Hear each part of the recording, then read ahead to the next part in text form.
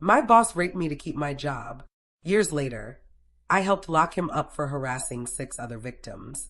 I was 23 when it happened. 23 and desperate in the way only someone who's been desperate can understand. Not the kind of desperation that makes you skip a latte or sell your designer bag. The kind that makes you count pennies for ramen, that makes you take 2 buses to work because your car died months ago and you can't afford to fix it. That makes you cry in the bathroom at 2 a.m. because your daughter has a fever and you don't have health insurance. I was a single mother. Emma was 4. Her father left when I was pregnant, and my own parents, well, they made it clear that having a baby out of wedlock meant I'd made my bed. I was on my own. The job at Miller and Associates wasn't much. I was a receptionist at a mid-sized accounting firm, the kind of place with fluorescent lights that hummed too loud and carpets that hadn't been replaced since the 90s. But it paid $12.50 an hour, and they said there was room to grow. I needed room to grow. I needed stability. I needed that job like I needed air. David Miller owned the firm. He was 52, married, respected in our small town. People spoke well of him. He sponsored the Little League team. His wife volunteered at the food bank where I sometimes had to go when things got really tight. He started small. A hand on my shoulder that lingered. Comments about my appearance. You look tired, sweetheart. Rough night, with a smile that made my skin crawl. I told myself I was overreacting. I told myself it was just his generation, just his way. I told myself a lot of things because I couldn't afford to tell myself the truth. 3 months in, he called me into his office on a Friday evening. Everyone else had gone home. Emma was with my neighbor, Mrs. Chun, who watched her for free because she knew I was struggling. David said he needed to discuss my performance review. I sat in the chair across from his desk, my resume in my mind, already thinking about where else I could apply if this went badly. He came around the desk, stood too close, put his hand on my shoulder again, and this time it slid down. You're doing good work, he said. I'd hate to lose you. I froze.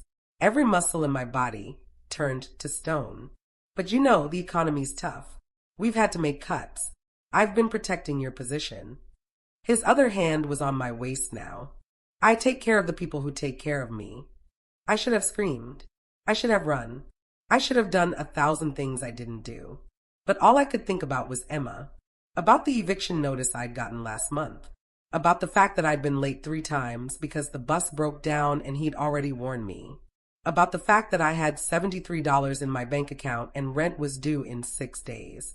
I stood there, frozen, while David Miller took what he wanted. While he raped me in his office with the door closed and the lights dimmed and my future held hostage. When it was over, he straightened his tie, told me I'd done well, told me my job was secure, told me we understood each other. I walked out of that building in a daze. I picked up Emma from Mrs. Chen's apartment. I made her mac and cheese for dinner. I read her a story. I tucked her into bed. And then I sat on the bathroom floor and cried so hard I threw up. I thought about reporting him. I played out the scenario in my head 100 times. I'd go to the police. They'd ask me questions. Had I said no? Had I screamed? Had I fought back? Why did I go into his office alone? Why was I wearing a skirt? Did I have any proof? Any witnesses? And even if they believed me, even if what then? David Miller was a respected businessman with lawyers and money and connections.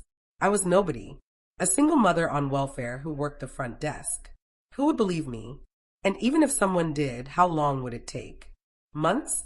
Years? What would I do for money while the case dragged on? Where would Emma and I live? So I did what millions of women before me have done. I survived. I went to work on Monday. I answered phones. I filed papers. I smiled when David walked by. I said good morning, Mr. Miller, in a voice that didn't shake.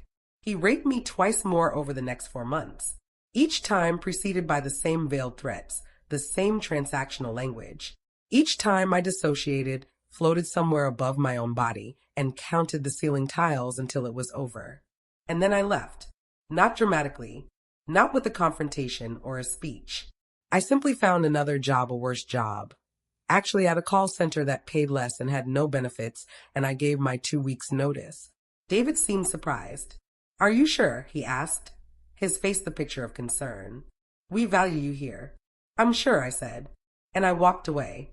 The years that followed were hard. The call center job was soul-crushing, but at least my body was my own.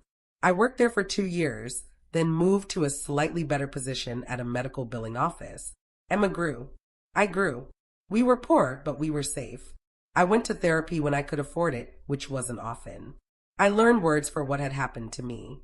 Coercion, quid pro quo harassment, rape. I learned that freezing is a trauma response, that my body had made choices my conscious mind couldn't.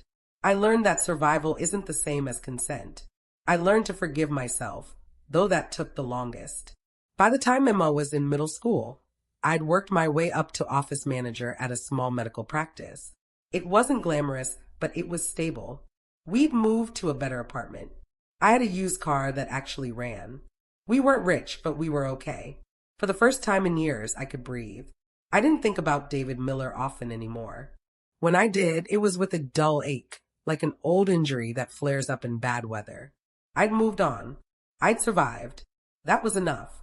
Then, 8 years after I left Miller and Associates, I got a phone call from a lawyer named Jennifer Pack.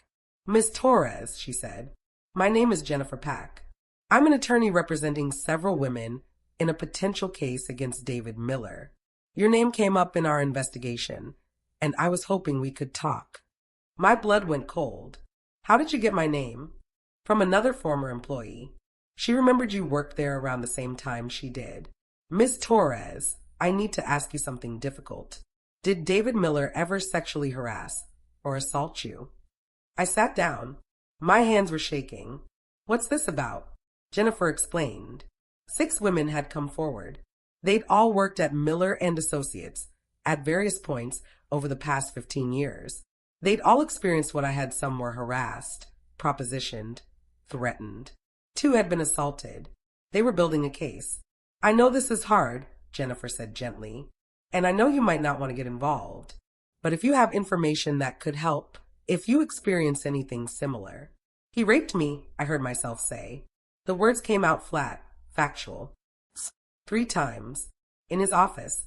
He said I'd lose my job if I didn't comply. There was a pause on the other end of the line. "Miss Torres, I'm so sorry. Would you be willing to give a statement?" I thought about saying no. I thought about hanging up, going back to my quiet life, pretending this phone call had never happened. I'd spent 8 years building a life where David Miller couldn't touch me. Did I really want to drag myself back into that? But then I thought about the other women. 6 of them. 6 other women who had been where I was, who had felt what I felt. How many more were there who hadn't come forward? How many more would there be if he wasn't stopped? "Yes," I said. "I'll help." The next few months were brutal. I gave my statement to Jennifer and her team. I sat through depositions where David Miller's lawyers tried to discredit me, question my timeline, my motives, my character. They brought up the fact that I'd stayed in the job for months after the first assault. They implied I'd wanted it, or at least hadn't minded enough to leave immediately. I sat there, looked them in the eye, and explained what poverty is. What it means to have a child depending on you. What it means to have no choices. The criminal investigation moved faster than I expected. With 7 women's testimony, a pattern became undeniable. The district attorney got involved. David was arrested and charged with multiple counts of sexual assault and harassment. I didn't testify at the trial. My statement was used, but the DA decided to build the case around the more recent victims, the ones whose experiences fell within the statute of limitations. I was relieved and disappointed in equal measure, but I was there the day the verdict came down. I sat in the back of the courtroom with the other women, some of them I'd never met. Some of them I recognized from Miller and Associates. We didn't speak much. We didn't need to. When the jury foreman said guilty on all counts, something inside me unlocked. I didn't cheer. I didn't cry. I just breathed deeply for what felt like the first time in years. David Miller was sentenced to 12 years in prison. His firm closed. His reputation was destroyed. His wife divorced him. I felt no joy at his suffering, but I felt something else, something quiet and profound. Vindication. Validation. The knowledge that I'd been right all along, that what happened to me was wrong, that I hadn't imagined it or deserved it or asked for it. After the trial, Jennifer took the seven of us out for coffee. We sat around a table at a diner. These women I'd never met and yet knew intimately. We shared our stories. We cried. We laughed sometimes at the absurdity of it all. One of the younger women, Alexis, looked at me and said, "Thank you for coming forward." I almost didn't. But when Jennifer told me there were others, that I wasn't alone, that's what gave me courage.